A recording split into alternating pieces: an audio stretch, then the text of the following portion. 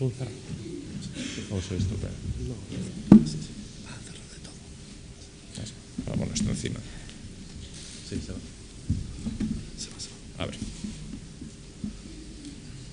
Bueno, a ver si lo estropeamos ahora.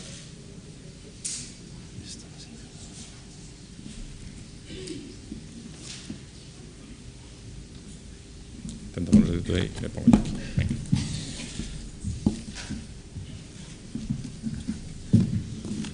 Bueno, buenas tardes a todos. Disculpade por o retraso no comenzo.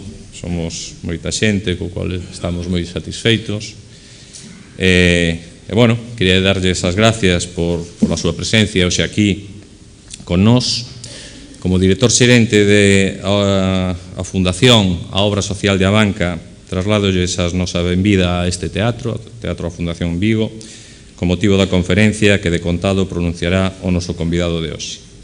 Tamén quero agradecer e dar a benvida a este teatro a Gabriel González Eiroa, director da Rede Comercial de Abanca, e a Ángel Carracedo, catedrático de Medicina Legal da Universidade de Santiago de Compostela e director da Fundación Pública Galega de Medicina Xenómica, entre outras moitas ocupacións e actividades. Con Ángel Carracedo, que interverá de seguido, continuamos o ciclo de conferencias Educación e Docencia no século XXI, que está obtendo unha extraordinaria repercusión, como nos demostrou a extensísima listaxe de asistencia de público que encheu as nosas salas nos encontros xa realizados. O compromiso da Fundación coa dinamización da cultura e da educación nos múltiples contextos en que nos desenvolvemos como seres humanos motivou a implementación desta serie de conferencias tamén acollidas. Nesta ocasión, é para nós un orgullo compartir a presentación do relatorio de Ángel Carracedo con Abanca, representada neste acto por Gabriel González Eiroa, como xa dixen antes, director da súa rede comercial. Ademais de ser a primeira entidade financiera de Galicia, Abanca é tamén o mecenas único da Fundación. Favorecendo, por tanto, un impulso ás nosas actividades que desde aquí queremos poñer en valor. A iniciativa destas conferencias xorde, como comentábamos, a raíz da nosa vocación a favor dunha educación comprometida que levamos a termo co pleno convencemento de que tan só mediante un sólido sistema educativo integral poderemos progresar no avance da sociedade. Nesta liña, viñemos elaborando estes últimos anos a nosa programación na área educativa e que no pasado ano contou con casi 120.000 nenos e nenas, mozos e mozas participantes de toda Galicia. Máis de 500 centros educativos asistiron a nosas propostas didácticas. Partindo da importancia da escola como centro de aprendizaxe, as iniciativas da Fundación pretenden complementar o ensino académico, presentando uns espazos e unhas actividades que conxuguen o lúdico e o formativo co fortalecemento de valores esenciais para unha sociedade cohesionada. Deste xeito, prodúcense unha combinación entre ensino tradicional con enfoques extraescolares que favorecerá a participación das nenas e nenos nas tres dimensións de aprendizaxe que diferencia a UNESCO: a ética e cultural, a científica e tecnolóxica e a economía e social. Por iso mesmo, a nosa entidade está comprometido coa tolerancia, co respecto, coa solidaridade e, por suposto, coa adquisición por parte de cada nena e de cada neno das ferramentas necesarias para perseveraren na consecución da súa autonomía persoal. Ao mesmo tempo que se fortalece a responsabilidade persoal na realización do destino colectivo, porque estamos convencidos de que formar persoas libres de pensamento e independentes para asumir esas responsabilidades das súas escollas é o gran legado que podemos transmitir aos nosos nenos e nenas. Neste sentido, as propostas da área educativa Fundación abaranguen múltiplas disciplinas e fomentan o desenvolvemento de competencias transversais. Desenvolvemos actividades culturais en artes escénicas e plásticas e de fomento da lectura. Actividades interxeneracionais que reforzan o respecto e o intercambio de coñecementos entre a mocidade e a xente maior. Actividades de educación ambiental para abordar a relevancia do respeto polo medio. Actividades de novas tecnoloxías necesarias para o emprego das ferramentas imprescindibles nun contorno innovador e cambiante. Actividades de cociña para ensinar os beneficios dunha alimentación saludable. E actividades de educación financeiras, coñecementos moi necesarios no mundo no que nos desenvolvemos. Nesta ocasión, co firme propósito de avanzar na consolidación dos principios que defendemos, decidimos incorporar as comunidades docentes e parental mediante a realización desta serie de conferencias en que figuras expertas do ámbito educativo e da mocidade abordarán tanto situacións complexas do día a día como renovadoras tendencias pedagóxicas e os novos contextos sociais en que medran os nosos nenos e adolescentes. Xa para rematar, queremos expresar o noso agradecemento a Ángel Carracedo pola súa presencia hoxe aquí con nós. Así mesmo, facemos extensible a nosa gratitude a todas as persoas que, ao longo destes anos, participaron nas nosas actividades, porque gracias a elas e as súas propostas podemos mellorar cada día. Cedo ya a palabra a Gabriel González Eiroa, director da Rede Comercial da Banca. Quero dar moitas gracias pola súa atención e pola súa presencia.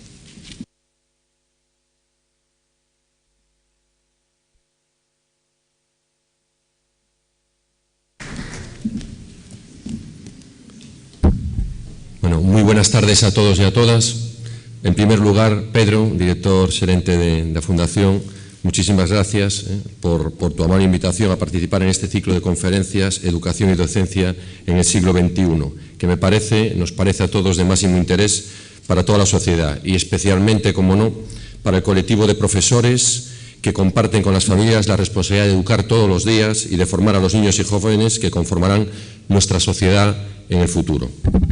Desde la Banca tenemos la firme voluntad de promover y formar parte de iniciativas tan enriquecedoras como esta en el ámbito de la educación, porque estamos convencidos de que es la base necesaria e imprescindible para el desarrollo de una sociedad libre y saludable, formada por ciudadanos con espíritu crítico, preparados para afrontar y superar con éxito los retos a los que inevitablemente tendrá que afrontar a lo largo de su vida personal y de su vida profesional. En este sentido, hoy contamos con una gran oportunidad para escuchar a uno de los científicos gallegos con mayor reconocimiento internacional. Una persona con una trayectoria profesional, diríamos que muy brillante, que mantiene también un profundo compromiso con el ámbito de la educación. Ángel Carracedo es catedrático de Medicina Legal de la Universidad de Santiago. Dirige la Fundación Pública Galega de Medicina Xenómica y el Centro Nacional de Genotipado, y además es jefe del grupo del CIBER de enfermedades raras y del IDIS. El grupo de medicina xenómica que creó y dirige está formado por 10 equipos de investigación en los que trabajan más de 100 personas y realiza unos 20.000 diagnósticos anuales. Su labor investigadora se centra en estos momentos en la genética del cáncer y las enfermedades psiquiátricas infantiles. A lo largo de su trayectoria profesional ha publicado 12 libros, alrededor de 600 artículos, y su visión humanizada y empeño en la divulgación científica ha llegado a más de 60 países con más de 1.500 conferencias. Esta prolífica actividad ha sido reconocida con numerosos galardones, entre los que destacan la Medalla de Oro y Plata de Galicia, el Premio Rey Jaime I de Investigación, la Medalla Adelaide, la Medalla Galien, el Premio Galicia de Investigación, la Medalla Castelao, el Premio Nacional de Genética, la Medalla de Oro y Brillantes del Colegio Médico, el Premio Fernández de la Torre, el Premio Prismas de Divulgación, el Premio Gallego del Mundo o la Medalla de Oro de su querida Universidad de Santiago, entre otros. Aunque su faceta como investigador es la más conocida y reconocida, Ángel Carracedo también está muy implicado en la educación de los más jóvenes, mediante la plataforma Edumotiva, un proyecto puesto en marcha en colaboración con la Xunta de Galicia y que tiene como objetivo motivar a nuestros niños y jóvenes a desarrollar su potencial y encontrar sus vocaciones.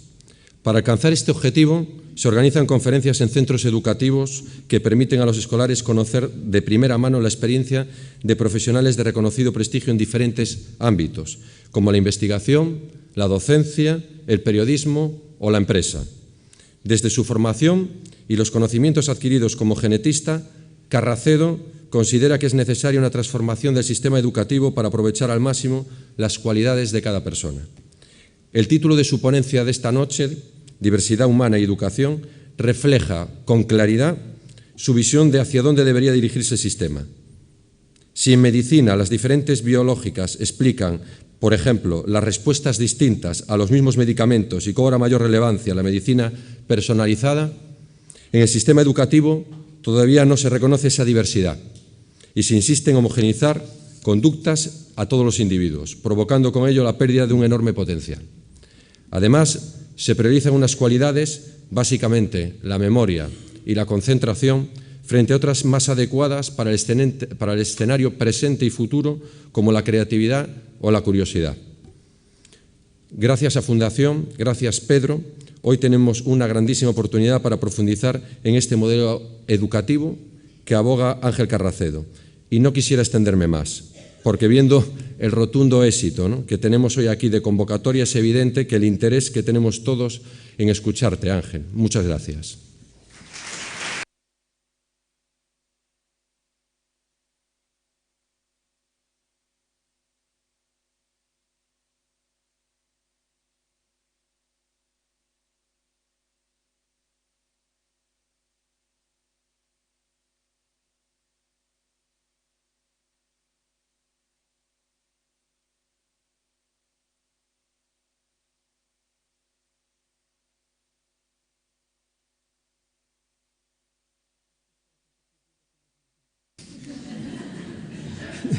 ¿Qué pasa aquí?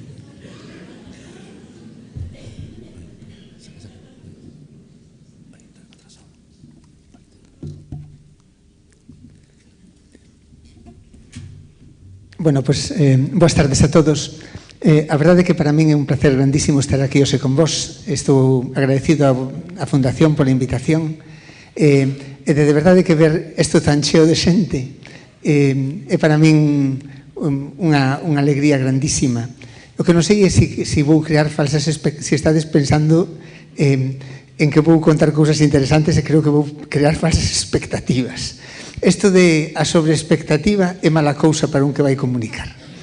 Pero, bueno, espero que poda resultar de interese. Vou falar pouco tempo, espero que non moito máis de media hora. Sempre gustame moito máis que fale despois.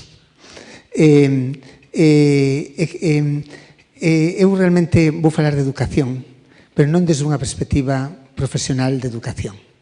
Eu son xenetista, eu traballo noutro mundo, pero é certo que me din conta fai xa tempo da importancia que ten a educación. Bueno, algo teño que levo 40 anos dando clase. Xusto este ano se cumple 40 anos con os meus queridos alumnos de Medicina e de Dereito, máis a Medicina, porque dou ali máis asignaturas, que sempre un placer para min estar con eles. Desde fai anos tamén, e a través dese programa do que falaba, dese que agora enganchei algún amigo máis, porque vou conseguindo xente que o programa Edumotiva. A idea é tamén ir polos institutos, ir polos centros educativos de primaria, secundaria e infantil, para motivar os rapaces, para contarlle cousas. E digo vos de verdade que, aínda que a miña vida, como inadvertidamente acabaste de ver, foi un momentiño moi complicada, que non teño días libres e teño moito traballo, é un momento de descanso. Din que esforzo faz vir aquí? Nada. É un momento que descanso do día e paso bomba. É unha oportunidade enorme para interaccionar cos rapaces, para interaccionar cos mestres, para aprender. Pasou unha cousa máis curiosa.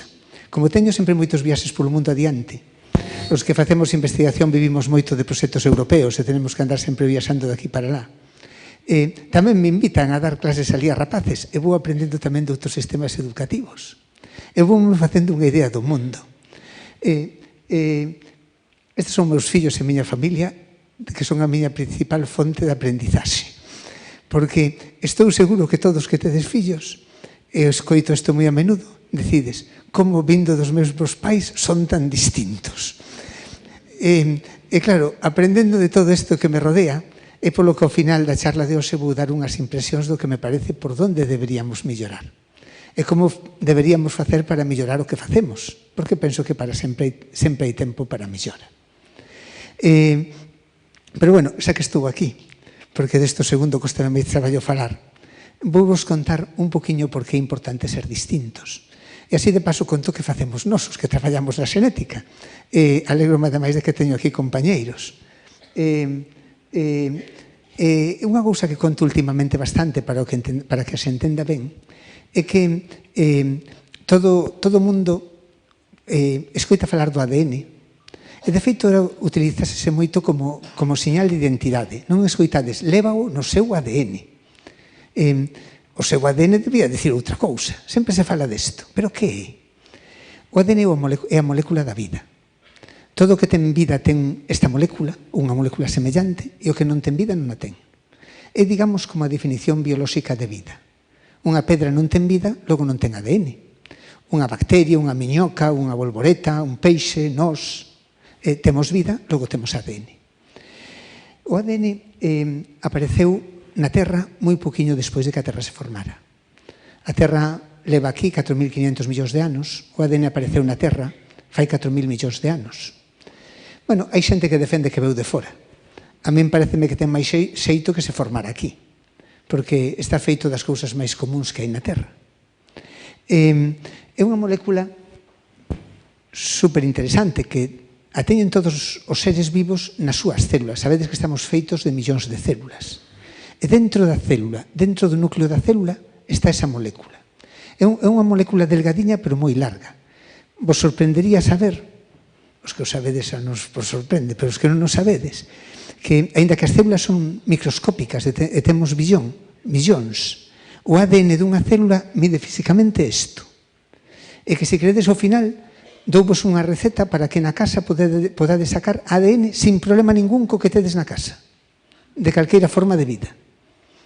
Normalmente mellor coller unha froita, mellor que un dedo dun rapaz, pero todo vale.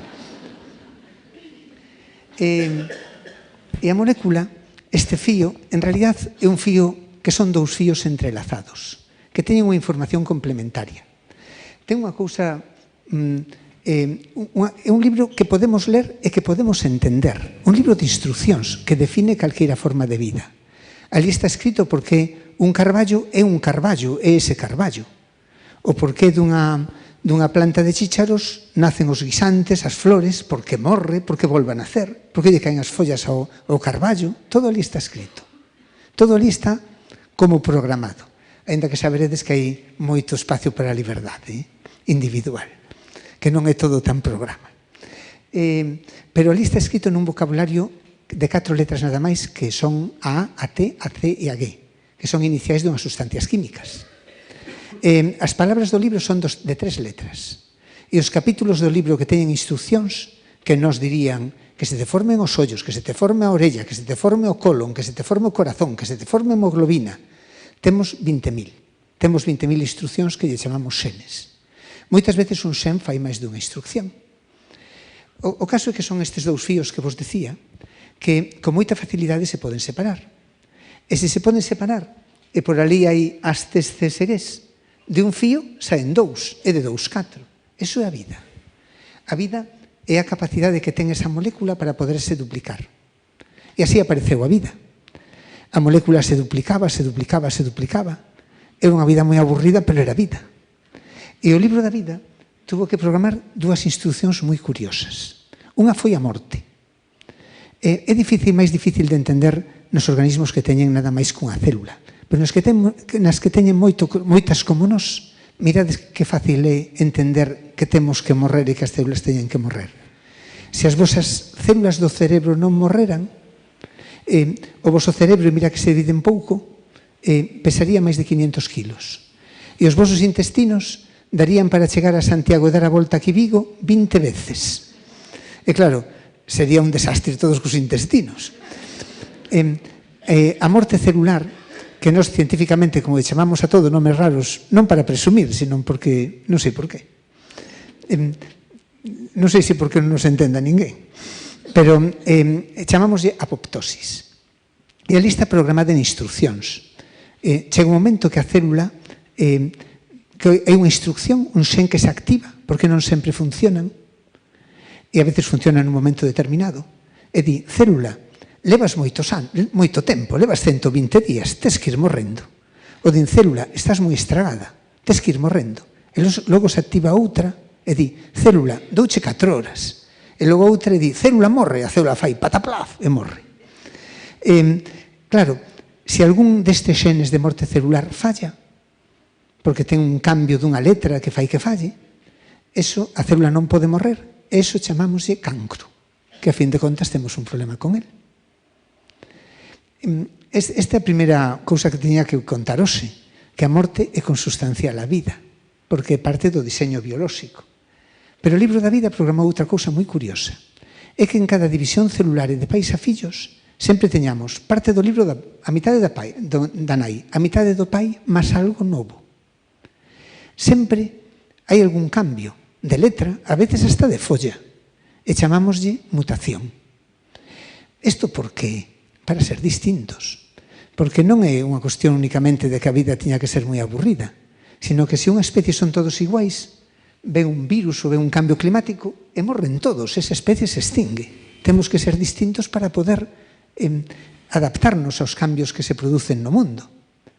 Está así programado. A mutación é aleatoria. Cara varios centos de millóns de letras, algunha cambia. É aleatorio e azaroso, pero é parte do diseño biolóxico, co motivo de ser distintos. A mutación non sempre é favorable. Moitas veces non importa nada que cambie unha letra. A maior parte das veces cambia unha letra e non cambia nin tan siquiera a palabra. Outras veces cambia algo que non importa, desa orella un pouco rara.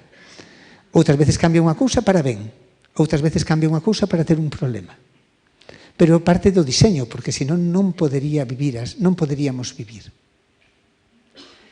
E gracias á mutación, e gracias a esa variación que se pode espallar de forma azarosa nunha especie, nunha poboación, foi o motor de evolución.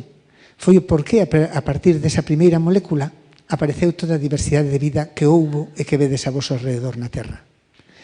E se considerades a vida na Terra como 24 horas desde que apareceu, fai 4.000 millóns de anos, nos levamos aquí menos de último minuto. Aparecimos como especie. Aquí estamos. Para ben, isto non estou tan seguro. Levamos pouco tempo, somos unha especie que ao levar pouco tempo temos pouca diferencia todavía entre nós. Dúas miñocas, dous ourizos, dúas sardiñas son máis distintos entre eles que dous de nós entre nós. Mirade que curioso, dous chinos son máis distintos entre eles que dous europeos, non digo que dous españois entre nós. E diredes, que raro, a min pareceme distinto. Porque non mirades nada por chinos e mirámonos moito entre nós. Somos distintos que outras especies. Isto pensei eu bastante, pero non sei se ainda cheguei a un resultado correcto. Que penso que somos distintos? Mirade, temos unha cousa que é evidente, que temos sobre outras especies moita mellor capacidade de linguaxe, moita maior capacidade de comunicación. Os delfíns tamén, e outras especies tamén. Non pensades que as especies non falan. Teño un can que únicamente lle falta falar. Pero a verdade é que nos falamos moito mellor e podemos comunicar moito millón. Iso tamén foi un sen que seguramente evolucionou e pensamos que un sen que se chama FOXP2, que nun momento determinado mutou e deunos esta facilidade respecto a outros primates, que sabedes que outros primates, que como somos nós, comunícanse peor. Penso que isto foi moi importante. De feito, xente que ten mutacións en ese sen ten problemas de linguaxe. Temos máis curiosidade. Hai especies curiosas, pero que nós somos o extremo da curiosidade. A curiosidade penso que é unha cousa importantísima, porque é preguntarse o porqué das cousas. Nos preguntámonos o porqué de todo. Isto é unha cousa importantísima. Porqué? Bueno, xa falarei de porqués. Unha cousa que sí que ten que ver ca creatividade, que tamén casi é moi única da especie humana, é que disfrutamos da beleza. Moito máis que ningunha especie e seguramente de forma casi exclusiva. Disfrutamos dunha posta de sol, disfrutamos dunha música. Así inventouse o arte, inventouse a música. Temos moito máis que ningunha, menos variabilidade física, pero moita máis variabilidade en emocións, en sentimentos, en capacidades diferentes, distintas que as físicas. Non hai que ver a cantidad de emoticóns que somos capaces de inventar, e porque non se inventan máis para non buscalos, pero máis temos. Porque somos un mundo de emocións. E seguramente que sí que a única cousa que penso que de verdade que é absolutamente exclusiva da especie humana é que temos sentido da trascendencia. Sí que é a única especie que se pregunta que hai detrás que hai despois da vida. Non é outra especie, ningún primate, nada que se pregunte isto. Para isto apareceu a religión, apareceu a ética, empezamos a preguntarnos pois a moral, permitiu que evolucionara a xustiza. Isto sí que é absolutamente único da nosa especie. Por lo demás, somos unha especie extraña, que se non acabamos co mundo, vai ser un milagre, pero por lo menos podemos facer con mala conciencia. E así aparecimos nós, fai moi pouquiño tempo. A especie humana apenas ten 150.000 anos e apareceu en algún momento en África. Isto sabémolo ben, porque polo noso ADN podemos mirar de onde veñen os ADNs máis antigos, porque como vai cambiando por mutación letras, podemos a partir do ADN da xente que vive agora saber cal é o ADN máis vello, de onde está. E así podemos saber que saímos de África fai uns 70.000 anos, empezamos a espallarnos, e a xenética está dando moitísimas. É unha fonte, hoxendía, esencial para entender a historia. E non a historia máis antigua, incluso a historia máis recente. Pasa a ser unha ferramenta esencial para entender as migracións, para entender como se moveu a xente, tantísimas cousas. Bueno, somos distintos porque temos mutacións. Esa vos decía que hai mutacións para ben e mutacións que tamén dan problemas. Moitas veces unha mutación que aparece, un cambio de letra, espállase por azar. Outras veces porque ten ventaxas, chamámoslle selección. Ainda que sea malo. Mirade, hai a hemoglobina, hai un xen que forma hemoglobina, todos sabemos, hai unha instrucción. Hai en África, hai unha letra que cambia na hemoglobina, e a hemoglobina é unha hemoglobina rara, que se chama hemoglobina S, que fai que as células, que os glóbulos vermellos, teñan unha forma de foz e que teña anemia. Iso é malo. Pero hai moita en África, moitísima xente que ten esta hemoglobina, este xen mutado. Sabedes por qué? Porque protexe da malaria, que é unha infección que mata moitísima xente en África. Entonces ali é mellor tela que non tela, porque tes anemia, estarás máis débil, pero tes moitas máis posibilidades de vivir. Claro, para os negros que viven en Norteamérica, que únicamente teñen anemia e non teñen malaria, é un problema. Por iso, con isto vos quero decir tamén que a enfermedade e os problemas son relativos ao ambiente. Imaginadeos que curioso, vimos de África, éramos todos negros. Non fai tantísimo tempo apareceu a mutación de pel blanca. En África ter unha mutación de pel blanca, daquela ainda hoxe, é unha enfermedade, porque te queimas. Xa me digarades un albino en África, que problema, se xa o é aquí. Pero igual en Siberia, ou igual en Galicia que volva a chover, pois é unha ventaxa. E claro, fomos acumulando variacións. Somos moi iguales, temos un 99,9% de identidade no noso ADN, e temos moita máis variación entre nós que entre poboacións e que entre continentes. A nosa maior variación é individual. E donde máis variación temos no noso xenoma é no libro 6, que está a defensa das infeccións, porque ali tivemos que mutar moito para enfrentarnos tamén a bichos que mutan tamén moito para vivir. De feito, nos HLA, que son os que nos defenden contra as infeccións, donde máis variación hai no mundo é nos países do trópico, porque tuvemos que adaptarnos moito máis a cambiar. E outra cousa que sabedes onde cambiamos moito, nas instruccións, nos enzimas que fan que os tóxicos os degrademos. Porque claro, ao movernos pola terra, tuvemos que comer plantas e cousas para vivir, e moitas son tóxicas, e viviron aqueles que non lle fai mal. Pero isto é moi variable. Isto afecta moito porque isto afecta moito ao metabolismo dos nosos fármacos. Ao ter aquí tanta variación, hai xente que moitos fármacos, cando os toma, elimina-os rapidísimo, e outros que non os elimina nin de broma. E claro, aos que son metabolizadores, os que os eliminan moi rápido, non lles fan efecto. E os que os eliminan moi lento, failles efectos secundarios. Isto sabémolo cada vez máis de máis fármacos. É un dos avances máis grandes da medicina. Neste momento, polo menos en 100 fármacos, antes de dalos, é obligatorio ou convén facer un análisis para saber como che vai de ben, porque podes irnos ben ou máis mal. Isto é moi distinto na xente, sobre todo, pero tamén en poboacións.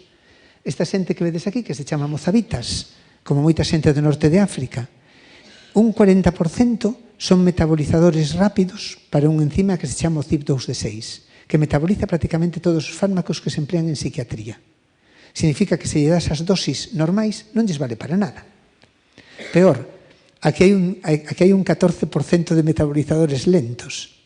Significa que as dosis que tomamos vas a ter efectos secundarios. E non pensedes que isto é un problema pouco importante.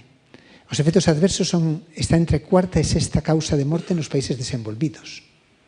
E a eficacia dos fármacos non conseguimos que aumente moito.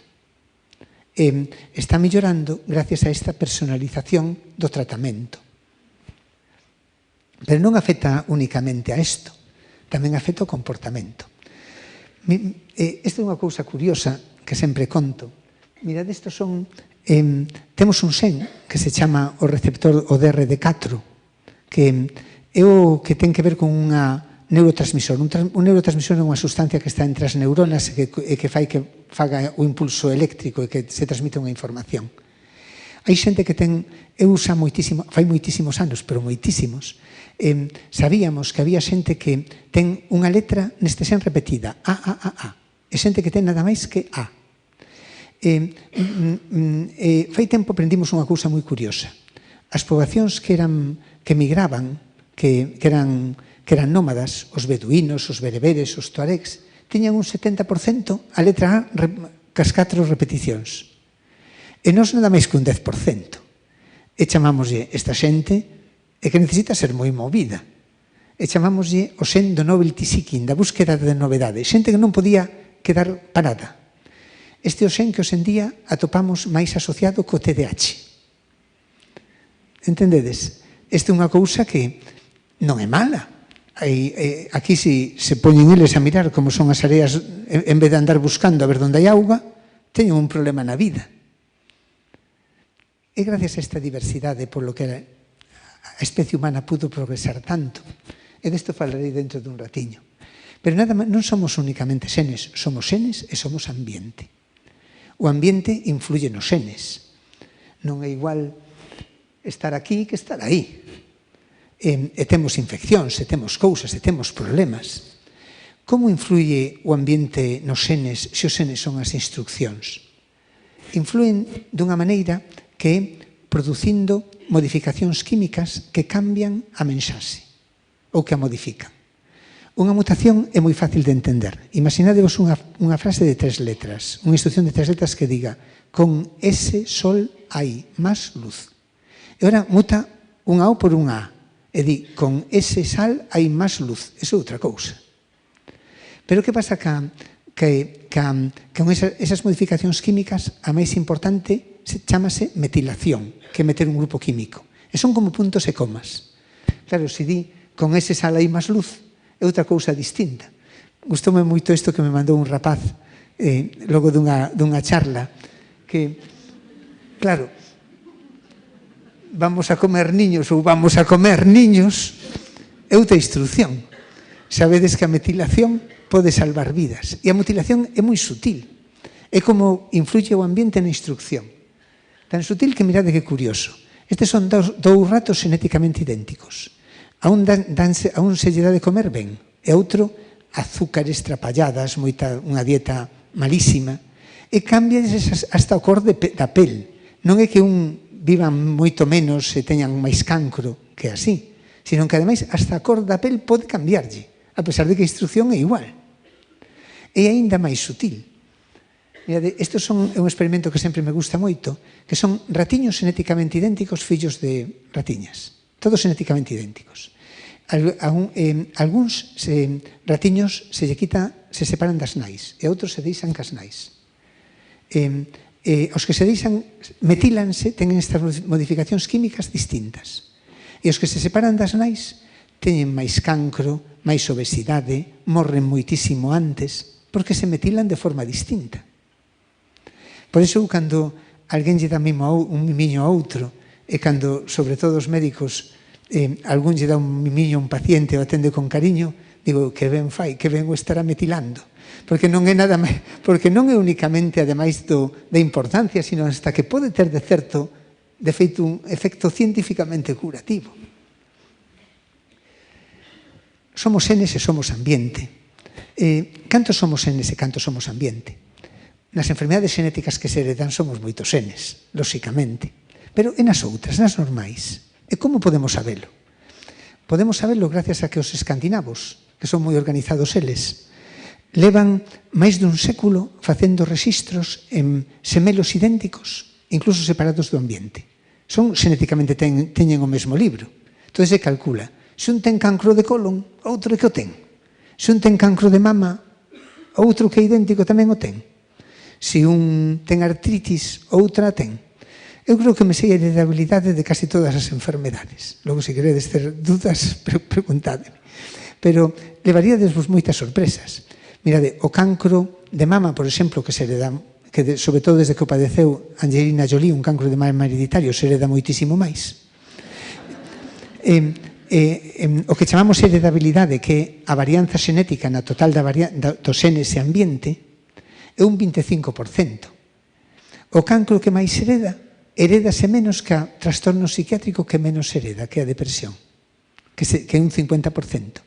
A esquizofrenia ten unha heredabilidade do 80%, o autismo do 90%. Bueno, e afortunadamente, gracias a que houve unha serie de avances que non vou contar moito, porque senón estou falando demasiado, como sempre. O que son enfermedades xenéticas, o que son mutacións dos genes, podémoslas diagnosticar moitísimas, non todas. Moitas veces hai mutacións do libro, hai cambios de letras do libro que aínda non entendemos. E hai funcións de xenes que aínda non entendemos. Pero sí moitas. De feito, isto en Galicia témolo bastante ben organizado dentro do sistema de saúde, e todo o que son enfermedades hereditarias, toda a xente ten dereito, non únicamente en Galicia, en todo o Estado, de que se lle faga un análise xenético. Para moitas cousas, pero entre outras, por si quere ter outro fillo para poder predecir o risco que ten e para poder tomar decisións na súa vida. Isto vai aumentando moito. O Sergas está organizado na Fundación Pública Galega de Medicina Xenómica. Empezamos fai 20 anos e facíamos poucas cousas. Daquela non se sabía moito e non se podía facer moito. Tiñamos igual 200 pacientes. Este ano pasado tuvemos 27.000. 9.000 cancro. E 20.000 as enfermedades xenéticas máis variadas que pode haber, porque en cada xen, cando hai unha mutación que modifica unha instrucción, pode haber un problema. Isto pódese facer dunha maneira moito máis rápida, moitísimo máis rápida, que fai anos. Ler o libro enteiro da vida, que é un libro como a Catedral de Santiago, porque ten 3.300 millóns de pares de letras, foi o obxectivo do proxecto Xenoma Humano, que foi un proxecto de 12 anos de miles de científicos traballando. E agora facer un xenoma humano con máquinas novas que temos, que se chaman secuenciadores de nova xeración, facemos moitísimos a semana. Xenomas enteiros. E un xenoma enteiro, o que costaba centos de millóns de euros, vale 700 euros facelo. Isto cambiou todo moito. E podemos diagnosticar moitas cousas, e cada vez máis. Cada vez hai máis enfermedades raras porque cada vez podemos diagnosticar máis mutacións e máis xenes e entendelas mellor. Enfermedade rara non é máis un concepto de frecuencia. Chámase así cando unha enfermedade é máis infrecuente que un cada 2000. E claro, as enfermedades xenéticas normalmente son bastante infrecuentes, pero son tantas que xuntas fan moito. E unhas cousas que me está... Eu vexo rapaces, e últimamente que se me expresou un xen médico, e teño consultas varias veces a semana, e dame moito cariño, darlle cariño aos pacientes, ainda que me cansa moito. Pero sí que unha das cousas que vin máis positivas, mirade, cando teño unha xente que ten... Hai enfermedades terribles, hai mutacións en xenes que fan cousas importantes que son terribles, outras non tanto. Moito do que vemos produce problemas moito relacionados con discapacidade intelectual. Dadevos conta que discapacidade intelectual é un de cada 50 recén nacidos. Hai moito autismo, un de cada 100 recén nacidos. Hai moitos problemas, Pero eu aprendi unha cousa importante, tamén por experiencia da vida, e digo vos do Down, que cando unha persoa, por exemplo, que tendes aquí unha foto, que é ter un libro de máis no cromosoma 21, como sabedes, é unha trisomía do par 21. Para os pais, ao principio, pois é un shock importante. Pero eu sempre lle digo que se dentro, xa non digo dun ano, de medio ano ou no resto da vida, se cambiarían ese rapaz por outro rapaz do mundo. Porque cambia moito a perspectiva da vida. Cal é o objetivo da vida? En fun aprendendo, o que lle comunico aos pais, que non hai outro que ser feliz, que moitas veces pasa por facer feliz os que te rodean. E a maior parte destes rapaces, ainda que moitas veces teñen problemas graves, son felices e fan felices os que lle rodean e dan felicidade ao seu arredor. E unha das cousas que máis me está gustando, o objetivo da vida non ser un Einstein, pode ser unha persona que sufra moito. O objetivo da vida é ser feliz. E non sabedes a ledicia que me dá, e penso que é unha cousa que cambiou moito nestes últimos anos, de a integración de rapaces con problemas nas aulas. É tan bonito ver rapaces con problemas distintos, que non é aínda xeralizado. E ademais hoxe oí unha noticia horrible dun rapaz en Valencia, un autista que non sei que lle fixeron. Pero sí que normalmente non é os rapaces, digo vos eu que é bo para eles, pero para os compañeiros é moitísimo mellor, porque aprenden valores, aprenden a respetar a diversidade, aprenden que toda a xente ten cousas boas. É moito máis importante para os compañeiros que para eles, que tamén é bo, porque se estimulan moito. Hoxe en día, este é un exemplo do que chamamos estratificación, podemos, en estas enfermedades, como vamos entendendo as causas que son máis xenéticas, como o autismo, mirade, o autismo podemos diagnosticar a causa xenética nun 40% dos casos. Podemos diagnosticar que pasou? Que, sendo unha enfermedade frecuente, como xa sabemos máis de 200 genes que poden provocar autismo, cada un da súa maneira, cada un fai cousas distintas, todos producen un síntoma parecido. Pero son distintos eles, son realmente enfermedades distintas.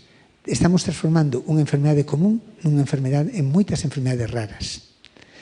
Tamén, como lle pasa a moitas enfermedades xenéticas, e sobre todo os trastornos de comportamento ou trastornos psiquiátricos, hai moita comorbilidade.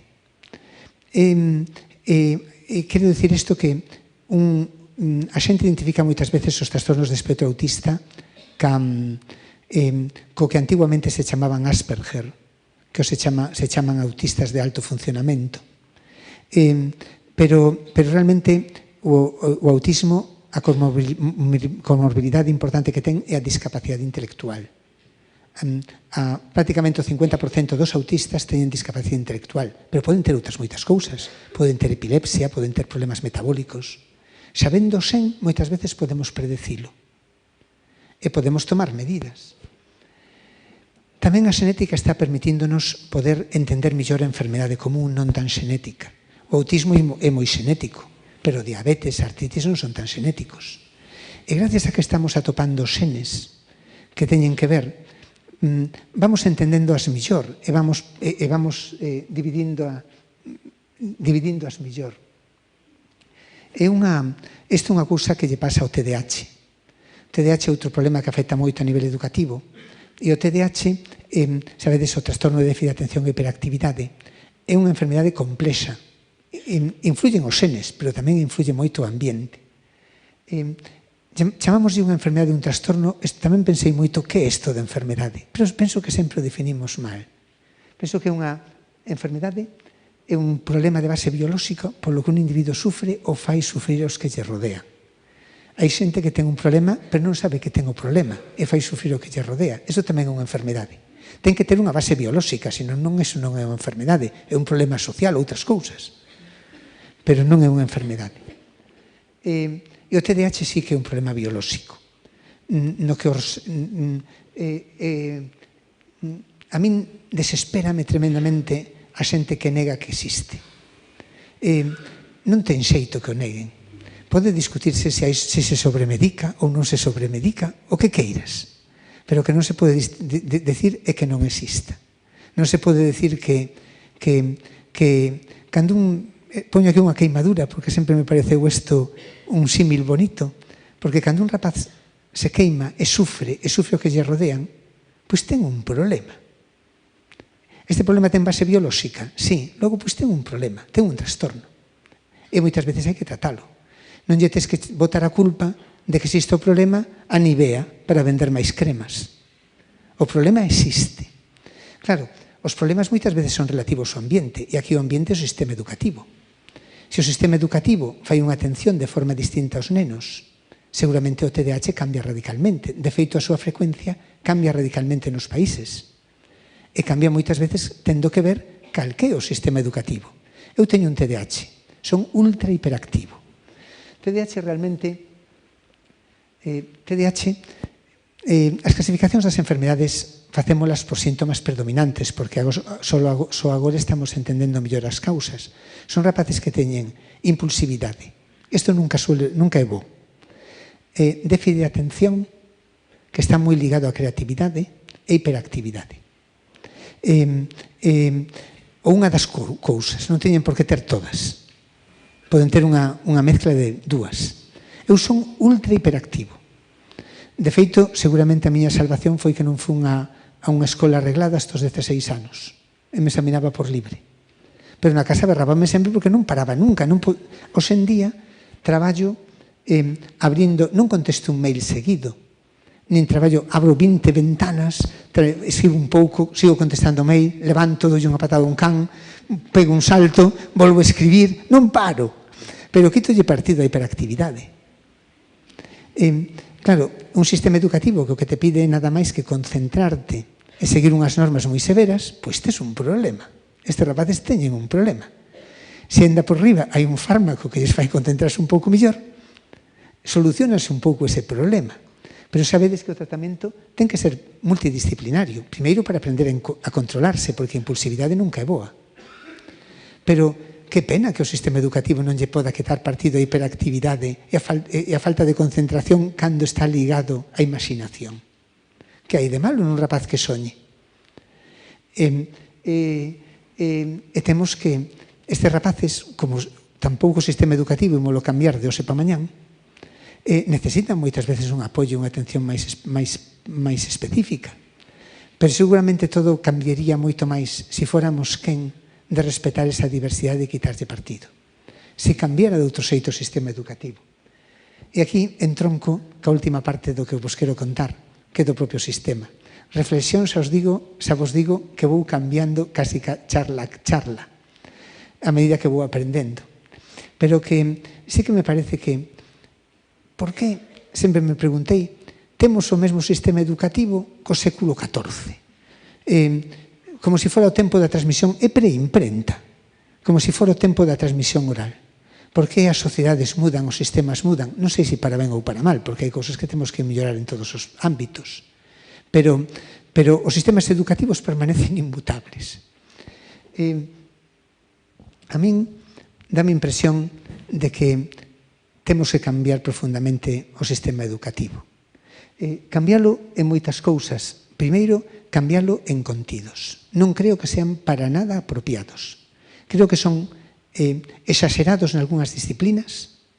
A propia miña, por exemplo, non fai falta saber tanto. Igual fai falta saber máis por qué. A mí me dá igual, parece unha barbaridade que un rapaz incluso de segundo bacharelato, a min tocoume en cuarto no que era ahora o cuarto da ESO, que se estudia a teoría do operón de Jacobe Monod. En cambio, non entenda por que cae unha folla, ou non entenda por que sube a marea. Saben os nosos rapaces o que é un suizo que fai unha audiencia? Onde se estudia? Onde está isto no currículo educativo? Creo que contidos hai que cambiarlos profundamente para que sean moito máis correspondidos a experiencias, a entender mellor o que te rodea, o que sabemos do que te rodea, para que o entendan, para que podan analizar críticamente o mundo, para que podan entender unha nova. Isto facémolo moi mal. Creo que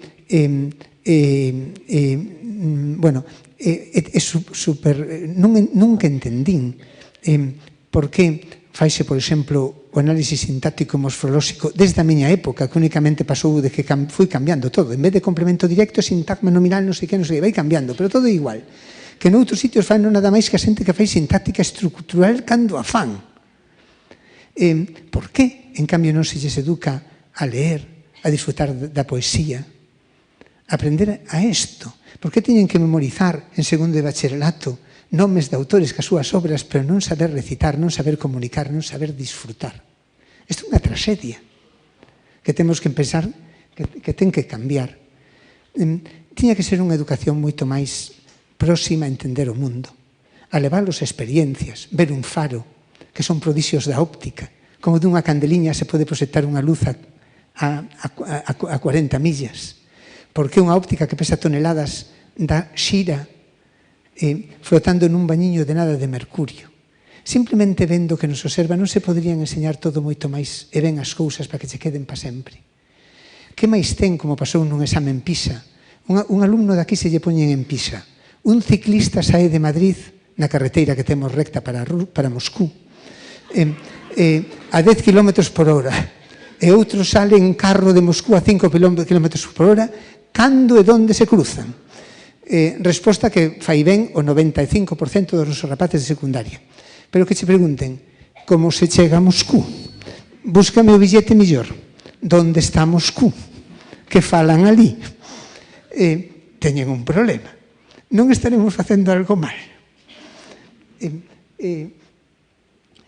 Educar en valores, que é a ocasión máis importante? Como pode un rapaz aprobar un curso porque sepa ben matemáticas e maltrata a un compañeiro? Para min eso é suspensísimo. E porque esa asignatura non é a que vale máis? Que tiña que valer? Temos que educar moitísimo máis en valores, en moitos valores. Entre eles o respeto aos demais, entender os nosos valores éticos, que é a base de nosa civilización. E que cabe máis importancia nun mundo que vai tan apresa. Cada vez máis. Igual, se educáramos ben, o mundo non iría como va. Tan fla, que venta. Non sei se vos estou aburrindo moito, podo falar 5 minutos máis, pero conto-vos unha cousa moi divertida que me pasou fai un mes. Resulta que os científicos, agora con unha moda desas horribles, eu chamolle mundo Instagram, invítanche a conferencias que se chama formato pechacucha. Sabedes que é isto?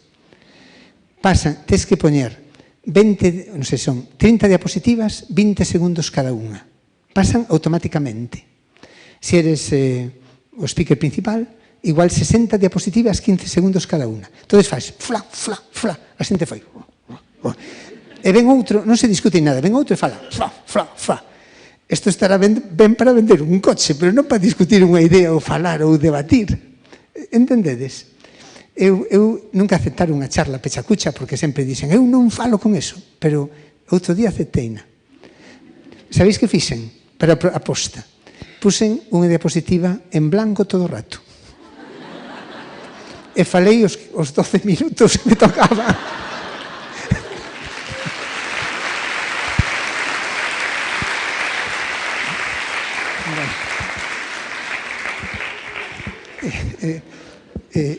Respetar ritmos madurativos. É que somos iguais. Eu a adolescencia, digo polo de verdade, eu tive unha adolescencia aos 20 e pico anos. Comprendo que foi máis tardón do normal. Patolóxicamente tardón. Pero por que todos somos iguais sempre? Porque non somos iguais. Meu fillo, que acabou sendo moi surfeiro e tamén acaba medicina, non aprendeu a falar estes 5 anos. Por que somos iguais todos?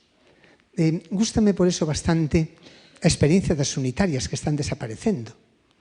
Que eu fun o que tuve hasta casi chegar á universidade, porque en Santa Comba, onde son eu, había hasta os 10 anos, logo non había.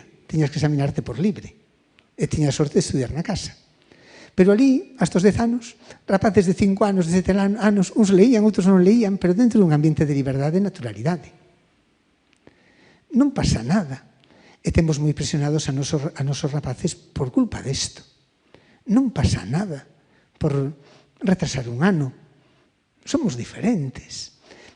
A min sempre me serviu moito, eu vou pasar a seguinte, porque conto vos outra historia. Mirade, a mí unha cousa que me serviu sempre moito, e falo tamén de cousas que hai que traballar nos rapaces, que penso que é moi importante, sobre todo en bacharelato, quitarlle expresión. Motivalos para que podan ser sin presión, aprender a saber que van a ter ventanas de oportunidade e que teñen cualidade seguro e traballarles autoconfianza. Eu xa vos contaba, acordeime agora, que eu me examinaba por libre. Estudiaba na casa, tamén nunha academia que de cando en vez había, pero sobre todo na casa. Pero logo tiña que ir estudiarme a Santiago, examinarme a Santiago, que para min era un trauma total. E recordo que en xeografía de segundo, que debe ser segundo da ESO, entonces era segundo de bacharelato, preguntáronme, examinabante moitas veces por oral todo no mesmo día, e preguntáronme, dígame los 2 ríos de Santiago. Eu de Santa Comba podía dicirlle os regachos todos, os afluentes dos Sallas, pero de Santiago, claro, tiña que pensar no mapa, e díxelle o Tambre ou Ulla, porque son os que Santiago quedaba no medio no mapa que eu lera. E miroume con moito desprecio, como dicindo este rapaz que ven de Santa Comba, que se podía esperar del. E díxome, Osario Sarela. O Sarela é un regacho contaminado que pasa cerca da miña casa.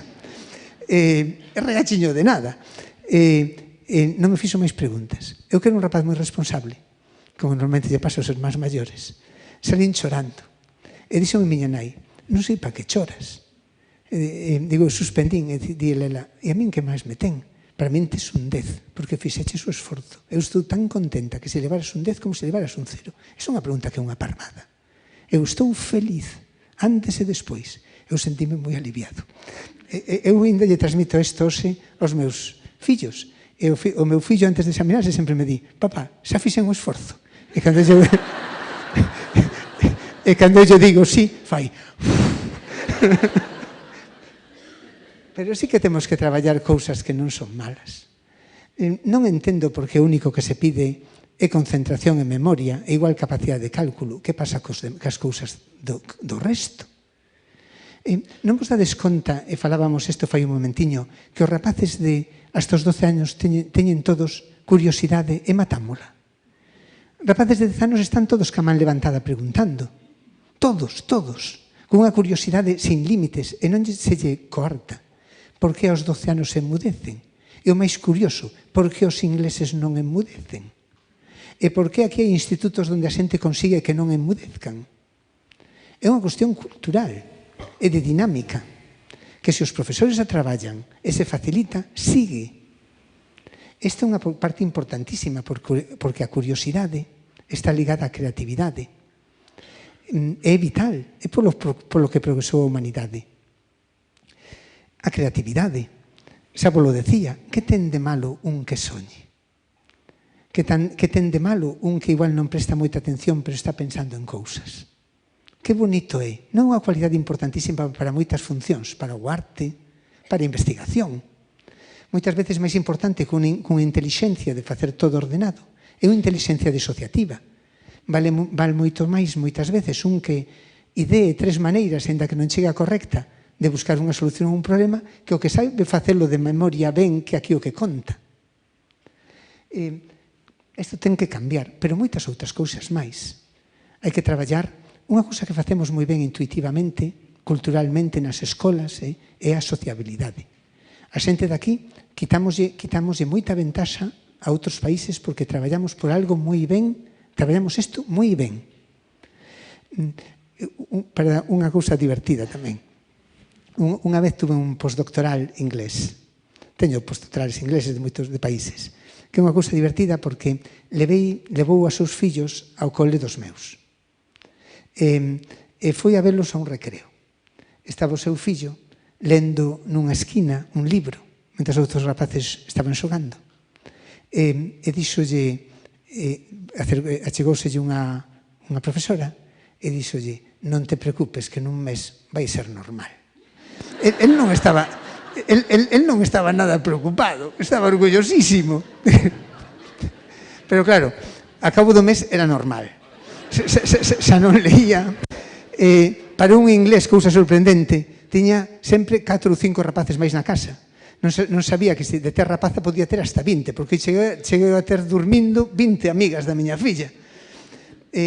Isto traballámoslo de forma excepcional, que non vos pensedes que é unha cualidade mala, porque nun mundo onde o networking e a relación é importante, esta habilidade social que aquí temos vale moitísimo. Pero claro, descuidamos outras, que igual tamén convén mellorar. Bueno, tantas cousas que vos podría decir, a comprensión de autoconfianza, manter a ilusión polas cousas. Por iso neste programa que teño Edumotiva, eu sabedes que isto, xa vos digo que é o meu día de descanso cando vou por un instituto para darlles aos rapaces e para falar cos mestres. Sempre, bueno, ver a min as cariñas dos rapaces e tal, os ollos así, claro, dame forzas para a semana inteira, para traballar. Pero o que pretendo é ilusionalos. E sobre todo rapaces de segundo de bacharelato, que de verdade que, mirade, en infantil e primaria hai moitísima máis marxe para todo. Isto é así. Hai moitísima máis innovación educativa, faise unha educación moitísimo máis basada en experiencia, os mestres teñen máis liberdade, traballase mellor. Vai empeorando cos anos, ao chegar ao culme máximo que a universidade. Pero vai como empeorando. E claro, bacharelato é unha traxedia, porque son anos educativamente totalmente perdidos, segundo de bacharelato xa totalmente estresante, atosigante, terrible. Estes rapaces necesitan un mimiño, e necesitan un acougo, e necesitan quitarlle presión. Isto compensa moito. Claro, como iba por todos os institutos, dixen eu, van a querer ser todos científicos. As facultades de biología, todos contentísimos, e de medicina, pero entonces apuntei a outra xente, pois a Susana Seivane, a un escultor, a Pepe Solla, o entrenador do Obradoiro, xente que, amigos que digo, mira, viñas tamén aos institutos, para que os rapaces podan ter unha mensaxe de ilusión e de que dos sitios máis humildes, da forma máis diversa, xente que estudiou e xente que non estudiou, pero que todos chegaron alto e puderon ser felices. E o que é máis importante transmitirlles eso, que non é importante ser nin gañar moitos cartos, nin ser un premio Nobel. O importante é ser feliz, e para iso hai que traballar e gañarte a vida dignamente, pero non que che gusta, porque eso non é traballo.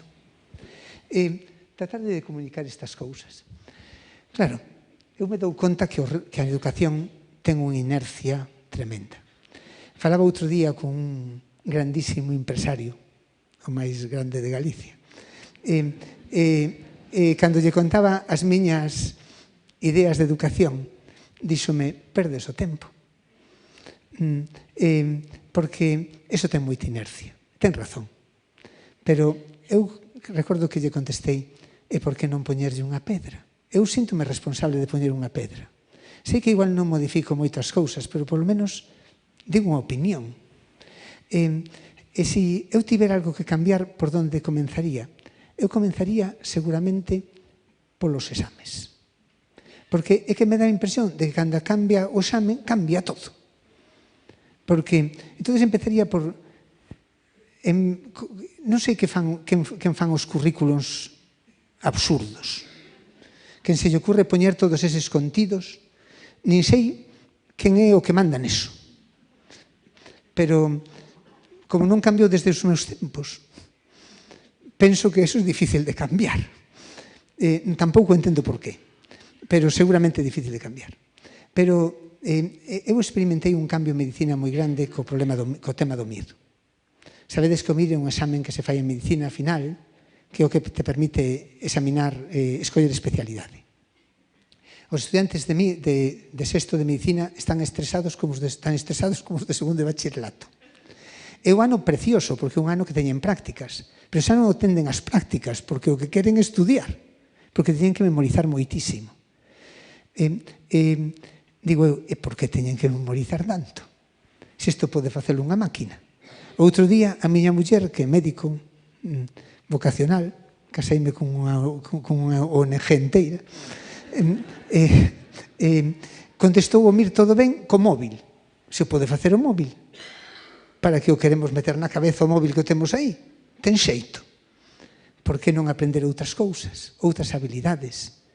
Por que non traballar a intuición? Por que non traballar a atención ao paciente, os mimiños que vos decía? Por que non aprender a escoitar? Por que non aprender tantas cousas que igual teñen máis utilidade para o traballo? Por que temos que someter a rapaces esa tortura que total non vale para nada? E sabedes por que facemos estas cousas? Por unha desconfianza tremenda en nós mesmos, porque é unha xestión basada na desconfianza. Diz, facemos isto porque é máis xusto. Así é máis obxectivo. Digo eu, máis obxectivo é un sorteo ao azar. E seguramente perdes menos o tempo. Por que non simplemente facer as medias do que xa traballaron toda a vida? Se queres ter un sistema que non perdas moito tempo. Dime, porque moitos centros inflarían as notas. Eu digolle, fai moito tempo que se inventaron as medias ponderadas. Non hai moito problema, sabedes? Podes facer exactamente igual. En grandes números as diferencias non cambian moito. En medicina, desde logo, nada. Isto temolo demostrado. Penso que eu empezaría cambiando por aquí. O examen PISA non me gosta moito. Bueno, non me gusta. Gústame máis que os exames que facemos, porque é máis realista. Non me parece a panacea. Pero sabedes o que me... Isto afecta a toda a función pública. As nosas absurdas oposicións. Absurdas. Que non teñen menos xeito que nada no mundo inteiro, ainda que hai xente que as sufre, as defende. Pero as defende por un problema que creo que quedaron tan traumados que se lles estropeou algo. Porque ten xeito. Porque un xuiz ten que aprender un temario que morres e logo ten que dicilo en 20 minutos cada tema, que o problema non é que din. O problema é se pasa 20 segundos no primeiro tema e deixa de falar 3 minutos máis no último. Se hasta os indios no Mahabharata escollían mellor que escollían aos sustos. E non se miran como é de razonable, porque non se lles educa. A min gustame moito o sistema MIR de formación, que creo que habería que pasarlo tamén á xustiza. O que non me gusta é o sistema MIR de examen, que tiña que facerse outra selección distinta por outras capacidades distintas. Asústame tamén moito porque eu dediquei toda a vida meu esforzo ao sistema público. E dame a impresión de que por esta xestión basada na desconfianza facémolo mal. Es que escollo unha compañía aos seus empregados basado no sistema MIR. Non pregúntalles outras cousas. Quere saber outras cousas. Eu para meu servicio de xenética collería o número 1 do MIR. Pois igual sí ou igual non. Non miraría que fora o número 1 do MIR. Pero se non é capaz de comunicar, se non lle sabe dar un millón enfermo, eu non o quería para ese traballo. Entendedes? Non podemos disociar o traballo da selección. E seleccionamos moi mal. Isto restanos competitividade, evidentemente. Non podemos competir se facemos estas cousas dun xeito que non é apropiado. E ainda por riba, facémolo mal, porque estamos nada máis que collendo unha cualidade cando o bonito de nós é a nosa diversidade. E que todos temos cousas boas e cousas que mellorar, pero por que non potenciar as boas e quitarlle partido hasta o extremo? Non sei, non vos quería quitar máis tempo, pero era comunicaros estes sentimentos que teño máis que outras cousas para compartirlos con vos. E deixo-vos co meu grupo, do que estou moi orgulloso, que penso que aquí sí que os teño, están moi traballados en valores. Non hai portas pechadas, sempre hai un mimiño, e se ides ao noso centro de traballo, veredes sempre un sorriso en todo o mundo. E un mimiño en todo o mundo. Eu sinto-me moi orgulloso deso, e da xente que teño. E nada máis, un placer estar con vos.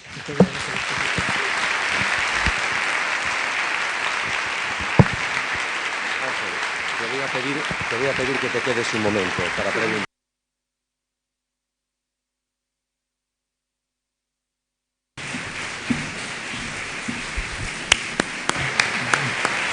No aplaudo.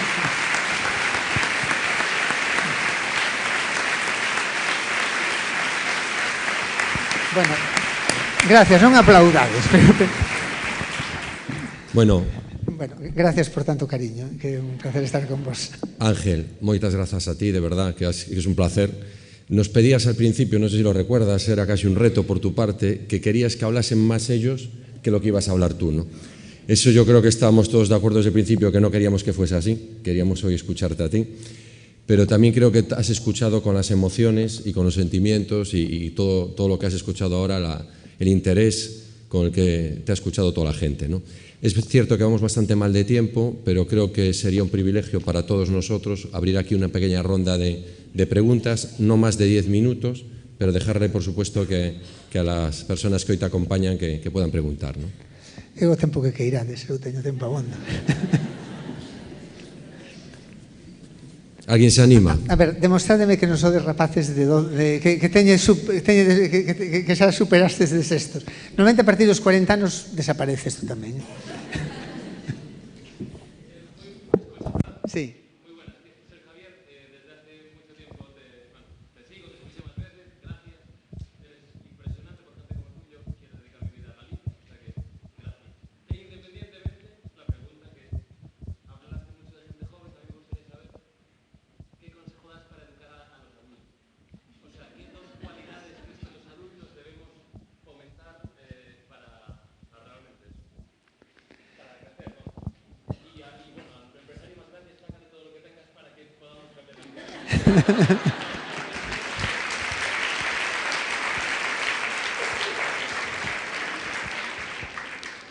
Pues mira, yo a los adultos les doy exactamente el mismo consejo que a la gente joven. Creo que que una cosa muy importante y que además no se pierde con los años es todos vamos cambiando, todos vamos integrando conceptos y pensamientos.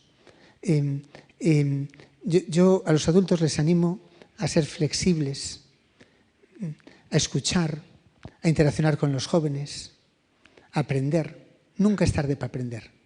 No creo tampoco que la creatividad sea una cosa exclusiva de los jóvenes, sino más bien más buena en algunas personas y otros tienen otras cualidades distintas. Y lo hay a todas las edades. Que sepan esto y que siempre lo estimulen. Una de las cosas más maravillosas del cerebro es la plasticidad neuronal. Y siempre se puede uno estimular y puede uno siempre progresar. Yo creo que les animo siempre a seguir leyendo, escuchando, estimulándose. Les animo a los más mayores a escribir su vida. Cada ser humano es un ser único e irrepetible, con unas vivencias únicas e irrepetibles. Los que no quieran escribir, que por favor los jóvenes de la familia les graben toda su vida. Son cosas únicas. Y de todos ellos podemos aprender todos los demás muchísimos valores. Les animo a hacer tantas cosas, pero sobre todo eso, a seguir estimulándose día a día y permanentemente, porque es muy bonito. Y porque eso les va a ayudar a vivir mejor y ser más felices. Y dar mejores consejos al resto de la gente. Yo la verdad que tengo una suerte inmensa, que tengo a mis padres no bien físicamente, pero sí vivos y bien intelectualmente. Y aprovecho cada momento y disfruto cada momento con ellos. No sé, tantas cosas de esto, pero sí que igual que los jóvenes también tienen una necesidad de formación, los adultos deberían tener también las oportunidades de una formación continuada y animarles a que lo hagan. Que venzan esa pereza que a veces da todo, como la del andar o como del andar al ejercicio físico. Lo intelectual cuesta más trabajo que lo físico, pero compensa aún mucho más.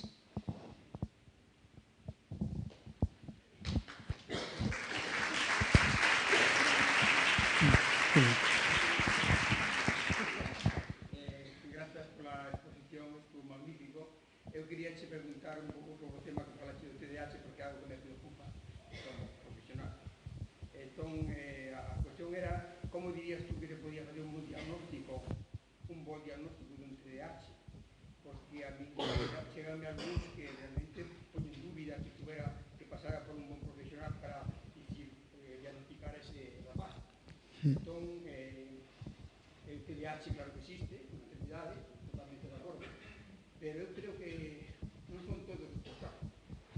Ahora mesmo, creo, pola miña experiencia. Entonces, a pregunta é como se podía facer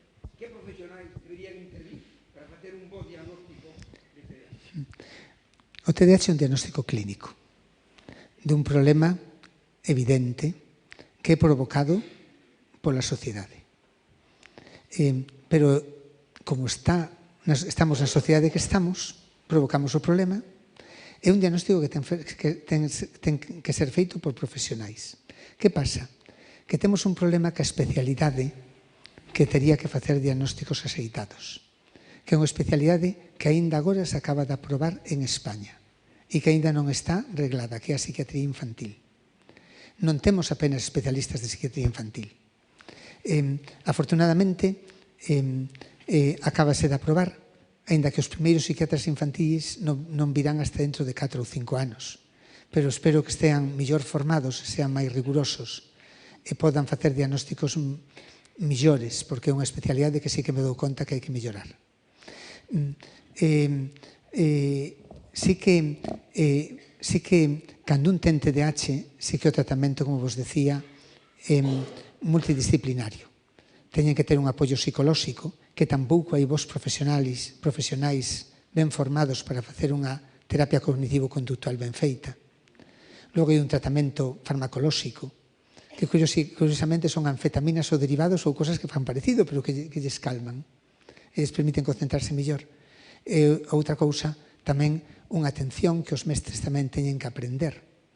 Eu, dentro dunha fundación destas que teño, axudando uns a outros, que o que chegamos tamén a un acordo ca Consellería onde facemos un programa que é de entrenar a xente a entender estes problemas e abordalos na aula para ver se conseguimos que outros profesionais do centro, é un programa como de train the trainers, entrena un para que poda entrenar os seus compañeiros, porque tamén que os propios mestres non están formados na identificación destes problemas, nin como abordalos. O ideal sería que o sistema educativo permitira esa flexibilidade e non se presionara a todo o mundo tanto, pero é a sociedade na que vivimos. E tamén non é únicamente TDAH. Outro problema que me dá, que outra cousa que me importa moito nos trastornos psiquiátricos en idade infanto-juvenil, é que dadevos conta que afectan a un 15% dos nosos rapaces, pero moitos todavía están tremendamente estigmatizados. E non só eles, é xente que sufre e non se enteran nin os seus compañeiros moitas veces. E sufre moitísimo. Hai TOC, hai tantas cousas. Mirade, hai un rapaz, cando ten unha fractura, hasta agora un cancro, que antes estaban estigmatizados, están o resto dos compañeiros dándolle mimiños e visitarlo no hospital. Pero xa non digo que teña unha esquizofrenia infantil. Que teña unha simple anorexia é mellor que non se sepa. É mellor non decilo. Cando é tan biolóxico como outra cousa calqueira, é tan natural. Por qué? Este é un problema gravísimo. É un problema gravísimo, porque ao estar estigmatizados, aparte do que sufren moitísimo máis, non se lle presta atención, nin se progresa tanto nin en investigación, nin en atención, nin en nada. Se non hai psiquiatría infantil, é porque non houve a presión de que houbera, polo problema do estigma, basicamente, por non recoñecer un problema que hai, como hai gripes ou como hai outras cousas. Isto preocúpame moito, e creo que temos que loitar moito, moito, moito contra elo e normalizalo. Pero sei que non é fácil, pero outra cousa que temos que mellorar.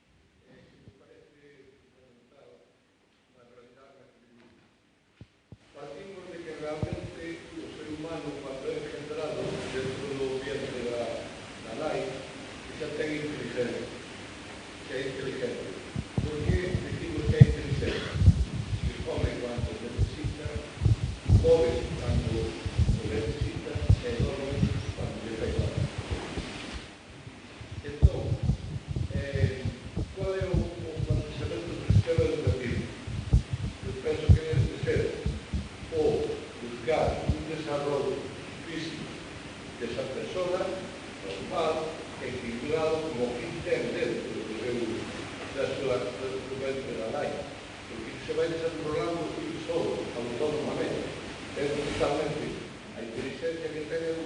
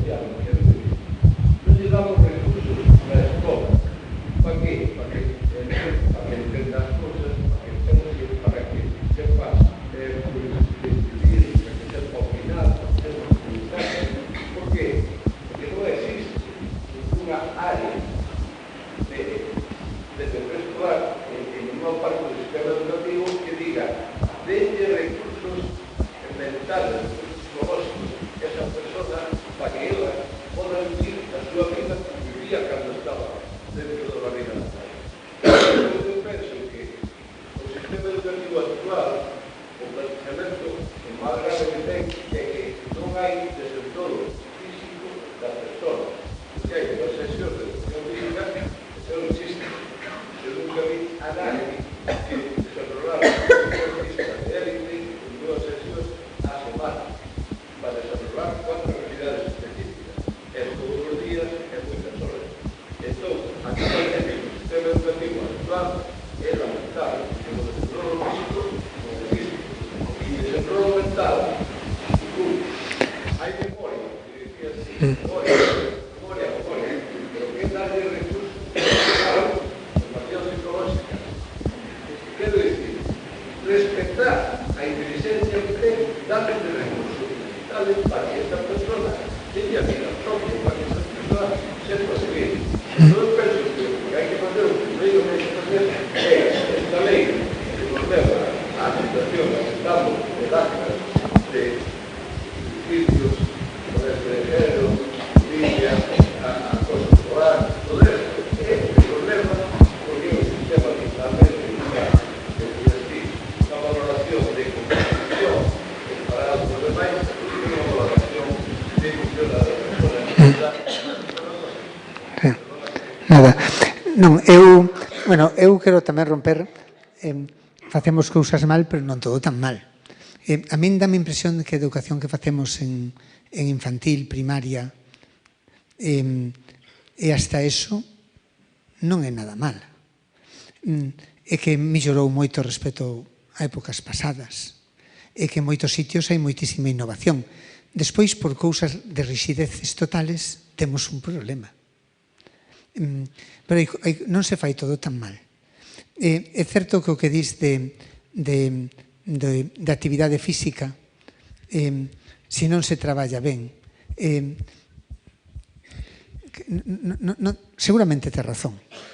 A mí se que me gustaría que os rapaces, polo menos en bioloxía, que andiveran moito por aí e que miraran as cousas e que foran preguntando cousas e educalos máis na curiosidade do mundo que lle rodea, que vexan subir unha marea e que entenden por que sube, que non sepan que no ourizo hai unha cousa que se chama a linterna de Aristóteles, senón que se pinchen co ourizo e que o miren e que miran por que está desaparecendo e por que se sobrepesca tanto, que entendan o mundo que lle rodea.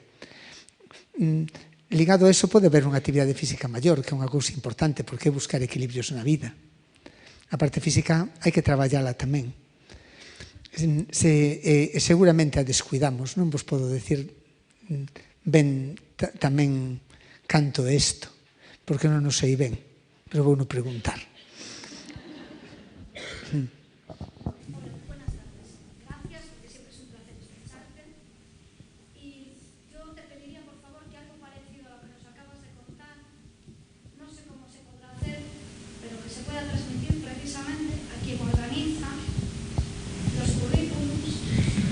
No sé qué es. A todo el profesorado, que hay mucho que te puedo asegurar que sí que intentamos cambiar la forma y es muy difícil cuando lo único que te llama la atención en una programación es porque un porcentaje no está perfecto, no está bien cuando tú te estás peleando con un niño que le cuesta sentarse en un sitio. Entonces, si esto que nos acabas de decir pudiera llegar y ver que pensabas los grandes empresarios, los grandes banqueros, los grandes señores de seguros y los señores que se dedican a la educación, igual... Pero a mí me dirán, ti non eres especialista en educación. Eu digo, é verdade. Eu digo o que con liberdade o que me parece. E non significa que o que diga é certo. É o que observo e seguramente irei cambiando de opinión pouco a pouco nas cousas. Si é certo que para min un dos grandes disfrutes desta experiencia miña nova educativa polos institutos é falar cos mestres. Aprendo cada instante. Cando logo de estar cos rapaces quedo a xantar con eles ou tal, e moitas veces compartimos puntos de vista ao 100%. Sí que me gustaría saber quen é o que manda nos currículums esos, interesaríame moito sabelo. Ainda que fora para tirarlle das orellas, é dicirlle, isto ten xeito. No meu campo non o ten, en outros non o sei, pero non sei quen o fai, nin como se fai, pero sí que tamén, cando teño oportunidade a calquera, lle conto a miña opinión. como estou facendo con vos, que igual tiña que escribilo máis. O problema é ter tempo. E ter tempo tamén para investigar, para publicar, para non sei que, para non sei cal, pero farei. A ver cando.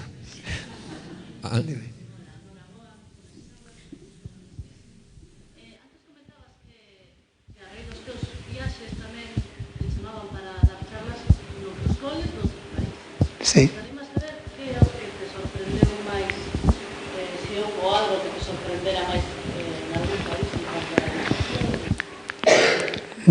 Sí. Sí, vou aprendendo dos países ao que fun. Que me sorprende? Os rapaces de primaria son todos parecidos. Cheos de creatividade, impulsividade, queren falar todos, teñen ideas alucinantes.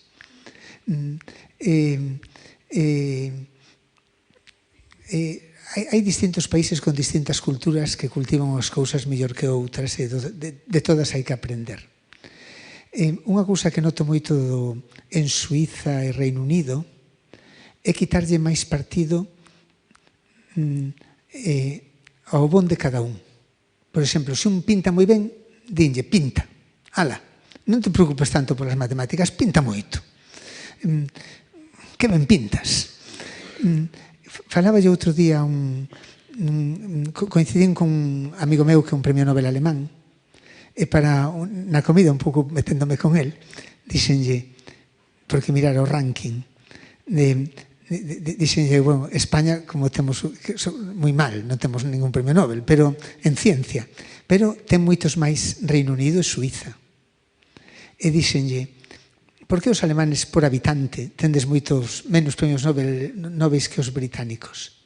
E dixo unha cousa que me fixo reflexionar moito e que correlaciona con esta experiencia miña ali, que díxome, porque ali cuidan ao raro e nos matámoslo. E ten razón, e iso fanno moi ben. Por que non aprendelo? Por que non aprendelo? E logo, pois, esas diferencias culturais que ven son tan divertidas. Os rapaces italianos como os nosos están movidos, é moi bonito velo. Os suecos máis ordenados. Os alemanes, o primeiro día na maior parte dos institutos alemáns, teñen que facer un planning por hora do que van a facer toda a semana. Como non van a sair organizados. Pasan 3 horas planificando todo, de verdade, por eles, autónomamente. Claro, salen organizadísimos. Por iso entendín cando nun proxecto europeo deste coordino tiña unha empresa que era alemana para que me axude a coordinación. Nunha sesión que organizaba, que tiña que falar moito, se tiñamos que ter tempos de discusión, pasaronme un booklet, un libriño, porque son moi organizados, que poñía 9, introduzo eu, 9.5, empeza a falar tal, 9.12, mirar a temperatura da sala, 9.13, abrir a ventana, 9.23, acabou de falar este, 9.27, así todo o día hasta a noite. Claro, como fan eles? E dicen eu, cando me toca falar a min co que falo, vou desmontar todo isto, sabe que vai acabar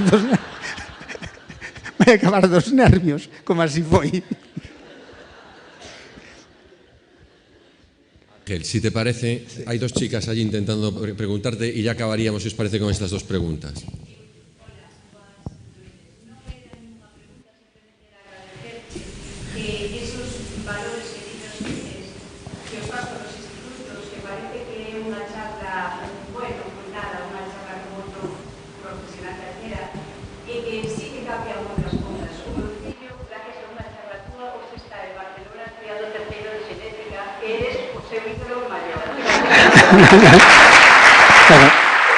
Gracias.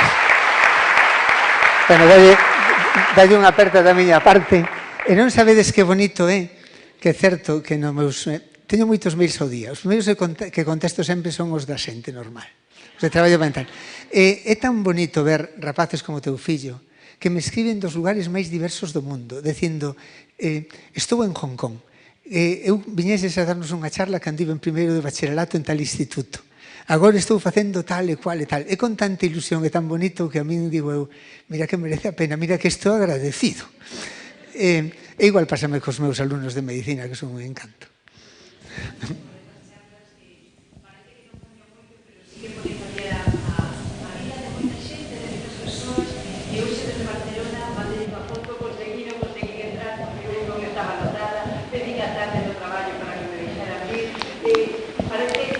Pois dille que sin falta me veña a ver. Eu os sábados pola mañán dedico a dúas cousas cando estou aquí, que procuro estar a rapaces desos e a pacientes que non lles dan un consello. Darlles un mimiño, entón tomo un café con eles e tal, e paso bomba. Dille que me veña a visitar, que será un placer.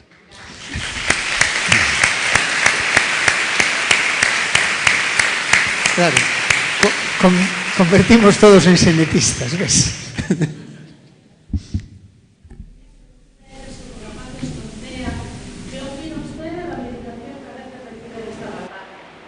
La medicación, que non me escoite.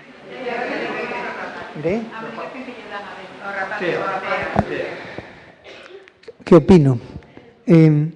Opino que cando é necesaria, é necesaria. Que non é...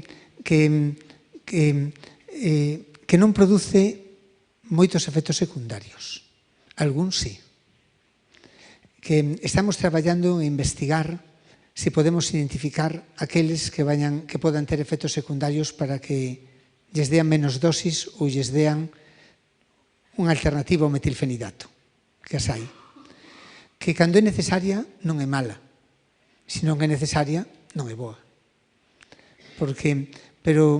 Pero opino que cando unha cousa hai que tratala, hai que tratala. Pero cando é preciso, é o que opino. É que non pasa nada, que eso non vai producir normalmente nada, nin hai que angustiarse porque a tome. Son medicacións que non teñen apenas efectos secundarios, máis que o insomnio, taquicardias, que chegalle ben, pero que poucas, pero nun 10%, unha cousa así. Non hai que agobiarse. Unha medicación, cando é necesaria, dase porque é millor que non dala. Pero cando non é necesaria ter un efecto secundario con probabilidade para nada, tamén unha parvada. Bueno, Ángel, yo creo... Gracias a todos. Muchísimas gracias, de verdad. Pero quédate aquí un minuto más, por favor.